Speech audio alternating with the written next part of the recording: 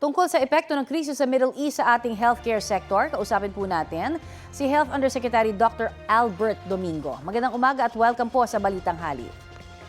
Magandang umaga, Connie. Magandang umaga sa lahat ng mga kapuso na nakikinig at nanonood. Yusek, base po sa inyong monitoring, kamusta ba yung presyo at supply po ng mga gamot sa gitna po ng Middle East crisis natin? Dalawa po ang pinag-uusapan, ang supply at ang presyo. Nakita na rin po natin, narinig na natin mula dun sa mga mismong industriya ng mga gamot na walang problema ang supply.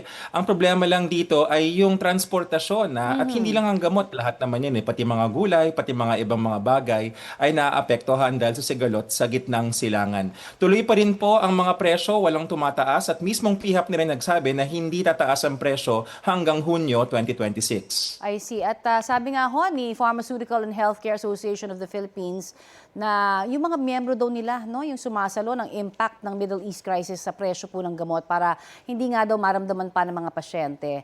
Ano ho naman ang inyong masasabi rito at kung sakasakali, ano ang magagawa ng gobyerno pangsalo naman doon po sa kanila? Kita po natin yung pakikisama ng ating mga kasamahan sa industriya. Maraming salamat sa kanila. Sila na mismo nagsabi yung salita na ambag. Dahil meron naman talaga mga profit margins na pwedeng bawasan ang bawat kumpanya.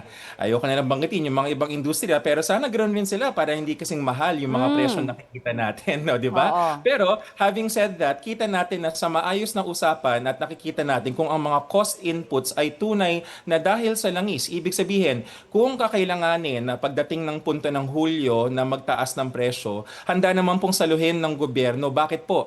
Sa mundo ng kalusugan, meron tayong financing arm. Yan po ang PhilHealth. Ang PhilHealth ay maaaring magtaas ng benepisyo basta po sigurado at ng ongoing na yung ating mga usapan sa ating mga industriya na tama yung deklarasyon na ito ba talaga yung nakasulat sa libro nila na pasweldo, pakuryente, pagasolina, etc. I see. At sa issue naman po, no, yung taas presyo kaya doon sa mga medical equipment, magkakaroon din ho ba? Ganon rin po yung usapin dyan, no? Parang gamot rin yan, nagkataon lang na ibang bagay ito. Parang gulay rin yan, nagkataon lang na ibang bagay. Kung ang ating mga inputs ay maapektuhan nung langis o nung diesel, walang problema, pwede nating i-adjust yung ating pambili. Kaya nga po may budget ang DOH para sa mga pambili nito. Sa gawin naman po ng mga pribadong ospital na gumagamit rin at bumibili ng mga equipment na ito, maaari rin po naman natin na taasan ang mga benefit package. Basta ang importante po sa amin is yung sinasabi namin dati na unbundling or breakdown ng mga costs para makita natin yung mga libro kung anong ba dito talaga yung dahilan ng pagtaas ng presyo. Yusek, matagal pa ba yung panahon kung kailan ho siguro masasabi natin na maging self-sufficient din tayo pagdating po sa pagbibenta ng mga gamot dito sa ating bansa? Tulad na lamang ho no, ng India halimbawa, hindi rin naman sila ganun kayaman na bansa pero sa kanila ho nagagawa nilang murang-mura no, na maibenta yung kanilang mga gamot doon.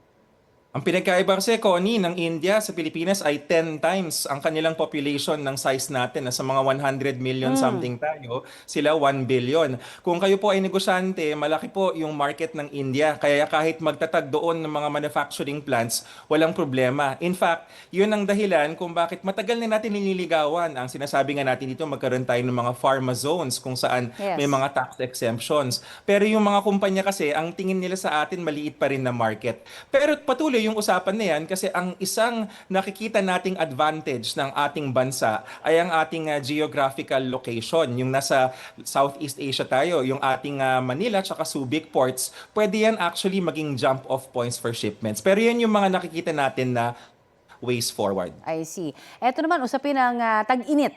Yung mga sakit ho na talamak tuwing tag-init, ano-ano ba yan? Paalala lang ho natin at ano yung mga binabantayan po ng mga kababayan natin dapat sa mga panahong ito?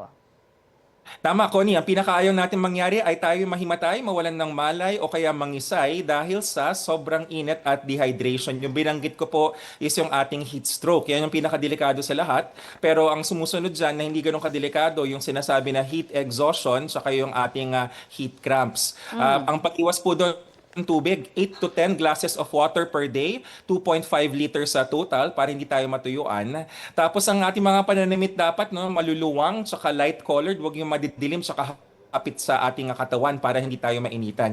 Yung iba pa, Connie, sunburn, uso ngayon, lalo na sa mga pupunta sa beach, no? Aha. Kailangan ng ating SPF 30 ang lotion. Tapos with siguro me, isa nga please, importante Dave. na lang yung sinasabi natin na food poisoning, maiwasan natin yon dahil sa init ng panahon ngayon, mabilis sa panis ang pagkain. 2 hours lamang sa labas ng ref, pagka hindi makakain kagad, i-ref muna. Ayan, magandang paalala at gabay po yan. Maraming salamat po sa inyo, Yusek. Salamat rin, Connie, at magandang umaga. Yan po naman si Health Undersecretary Dr. Albert Domingo.